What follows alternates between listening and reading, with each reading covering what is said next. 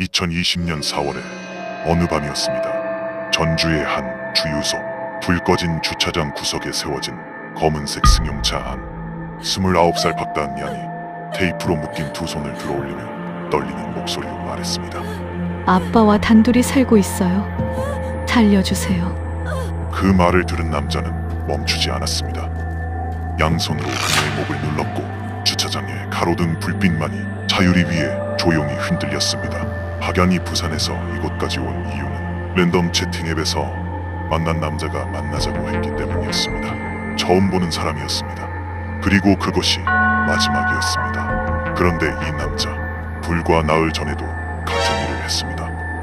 그것도 자기 아내가 언니라고 부르던 사람, 김종희 양에게요. 이 남자의 과거를 추적하자 믿기 어려운 이력이 나왔습니다. 전국 소년체전 씨름 금메달리스트, 3체급 연속 석권, 대한체육회 최우수 선수상 수상자, 결혼을 했고 아이도 있었고 배달 대행업체를 운영하며 월 수입 600만 원 이상을 올리던 평범한 가장이었습니다. 전국을 뒤흔든 씨름 신동이 어쩌다 나흘 간격으로 두 여성의 목을 졸랐을까요? 그리고 그의 주변 사람들은 왜 하나같이 이렇게 말했을까요? 놀랍지 않네요. 언젠간 그럴 줄 알았어요. 여러분이 사용하고 있는 그 채팅앱, 그 너머에 이런 사람이 있었습니다. 오늘의 선악록 주인공은 나흘 간격 연쇄살인마 최신종입니다. 1989년 전북 전주에서 태어난 최신종은 초등학교 시절 씨름부에 들어갔습니다. 체구는 작았지만 삿발을 잡으면 누구도 꺾을 수 없는 아이였습니다. 2002년 전국 소년체전 경장급 금메달, 그것만이 아니었습니다. 소장급, 청장급까지 세 체급을 연달아 석권했고 단체전에서도 학교에 우승 깃발을 안겼습니다.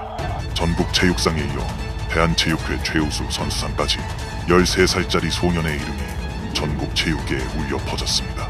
그러나 모래판 밖의 최신종은 전혀 다른 사람이었습니다.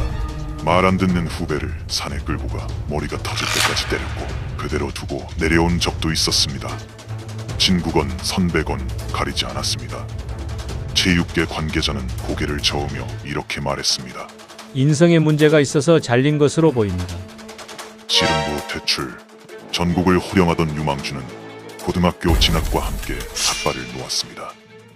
모래판 위의 괴력은 갈 곳을 잃었고 그 힘은 점점 다른 방향으로 흘러가기 시작했습니다. 전주에서 짬으로 불리며 싸움을 일삼던 소년, 술에 취한 그를 길에서 마주치면 모두가 도망쳤다고 합니다. 최신종의 폭력은 서민이 되어서도 멈추지 않았습니다. 2012년 23살 사회복무요원으로 근무하던 그는 헤어지자는 여자친구 앞에 흉기를 들이밀었습니다. 그리고 강간했습니다. 재판 결과는 징역 3년에 집행유예 5년, 감옥에 가지 않았습니다. 3년 뒤인 2015년 김제의 한 마트에서 물건을 훔치다 걸려 징역 6개월을 살았습니다. 하지만 그 이후의 최신종은 달라진 것처럼 보였습니다. 결혼을 했습니다. 아이가 태어났습니다. 돌잔치 사진을 SNS 프로필에 올릴 만큼 적어도 겉으로는 평범한 가장이었습니다. 배달 대행 업체를 운영하며 월 600만 원 이상의 수입을 올렸고 주변 사람들에게 이렇게 말하기도 했습니다. 합법적으로 살고 싶다. 그러나 그 일상 아래에서 균열은 이미 시작되고 있었습니다. FX 낮은 거래, 두 개의 외화를 동시에 사고 팔며 환차익을 노리는, 사실상 도박에 가까운 투자에 빠져든 것입니다. 손실은 눈덩이처럼 불어났고 배달업체 본사에 보내야 할 돈까지 날렸습니다. 그렇게 그의 빚은 순식간에 수천만 원으로 불어났습니다. 돌잔치 사진 속 웃는 얼굴 뒤에는 벼랑 끝에 몰린 남자가 있었습니다.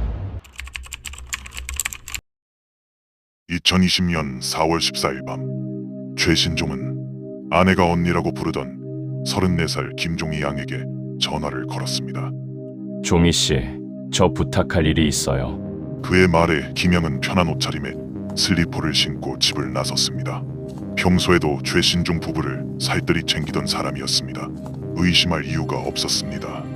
김양이 최신종의 검은색 승용차에 오르는 모습이 골목 CCTV에 찍혔습니다. 그것이 김양의 마지막 모습이었습니다. 차 안에서 최신종은 말했습니다. 내 빚이 9천만 원 있는데 갚아줬으면 좋겠어. 김양은 단호하게 대답했습니다. 도박하지 말라고 했잖아. 그 한마디가 최신종의 분노에 불을 붙였습니다. 그는 김양을 전북 완주군의 한 교량 밑으로 데려갔습니다. 주먹으로 폭행하고 욕설을 퍼부으며 계좌 비밀번호를 알아냈습니다. 48만 원을 이체하고 손목에 금팔찌를 빼앗았습니다. 그리고 성폭행한 뒤 목을 졸라 살해했습니다. 김양의 시신은 임실군 관촌면의 한 교량 및 수풀 속에 버려졌습니다. 다리만 밖으로 나와 있었습니다. 그런데 이 이야기는 여기서 끝나지 않습니다. 이틀 뒤 경찰이 최신종을 불러 조사를 시작했습니다. 그는 태연하게 모른다고 했습니다. 그리고 조사를 마치고 나온 바로 그날 밤, 경찰의 눈을 비웃기라도 하듯 최신종은 다시 랜덤 채팅 앱을 열었습니다. 2020년 4월 18일 저녁, 부산에 사는 29살 박다은 양이 전주행 버스에 올랐습니다. 랜덤 채팅 앱에서 알게 된 남자를 만나러 가는 길이었습니다. 처음 보는 사람이었습니다.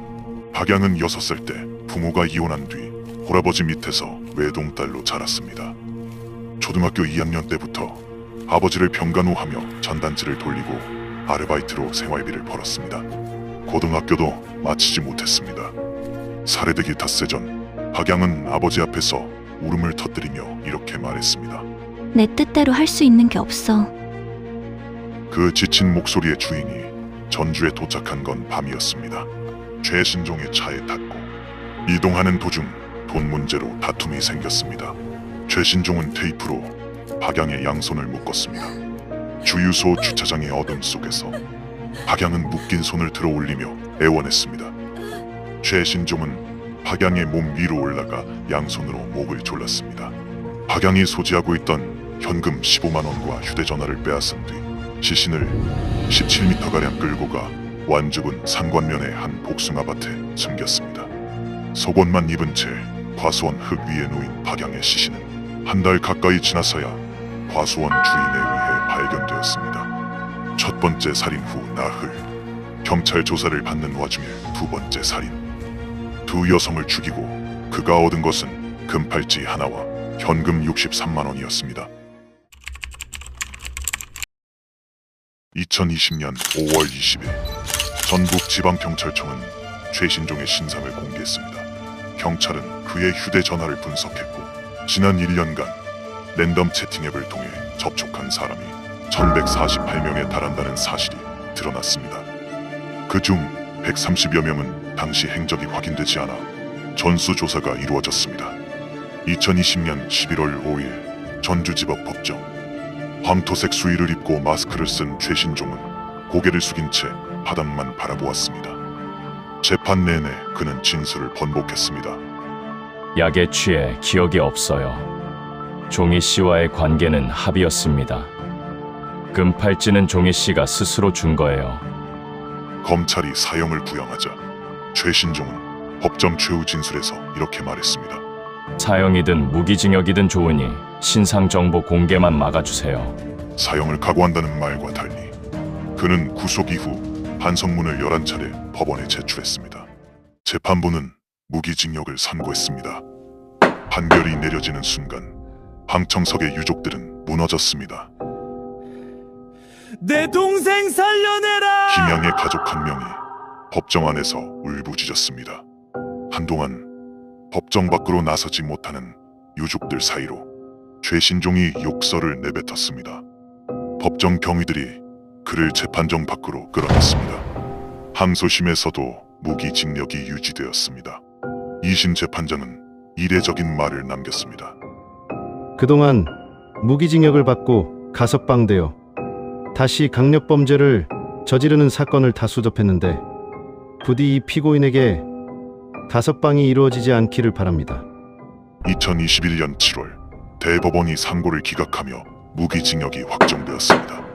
피해자 김양은 할아버지 밑에서 오빠, 동생과 함께 자랐습니다. 오빠에게 김양은 세상 누구와도 바꿀 수 없는 여동생이었고 동생에게는 친엄마와 같은 누나였습니다. 또 다른 피해자 박양의 아버지는 병상에서 딸의 전화를 기다리다 영영 받지 못할 전화가 되었다는 것을 알게 되었습니다. 항소심 재판부의 설명 자료에는 이런 문장이 있었습니다. 두 여성은 어려운 가정 형편에도 착하고 억척스럽게 가족을 지켜왔고 더 나은 미래와 행복한 가정을 꿈꾸며 치열하게 세상과 마주했지만 꽃다운 나이에 생을 마감했다.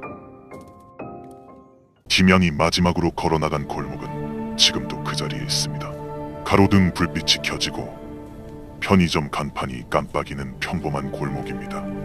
박양이 탔던 것과 같은 랜덤 채팅 앱은 지금 이 순간에도 누군가의 휴대전화 안에서 알림을 울리고 있습니다.